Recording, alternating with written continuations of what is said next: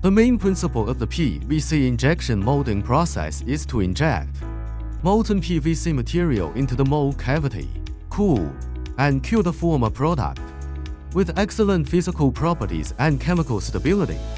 This unique technology is favored by manufacturers in a variety of industries, including automotive, construction, packaging, and consumer goods. The reason why PVC injection molding is popular with suppliers is that the process is efficient, allowing the production of large quantities of parts with minimal labor and material waste.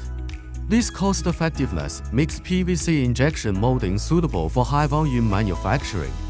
PVC injection molding can produce parts with smooth, or textured surfaces, depending on the design of the mold.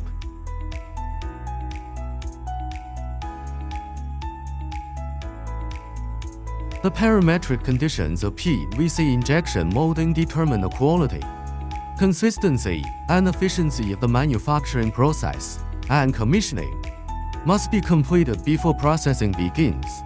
By carefully selecting and adjusting these conditions, manufacturers can ensure that the final product meets strict quality standards, minimizes defects, and maximizes production yield. Proper control of molding conditions also helps to reduce material waste, energy consumption, and overall production costs, making the process more sustainable and economically viable.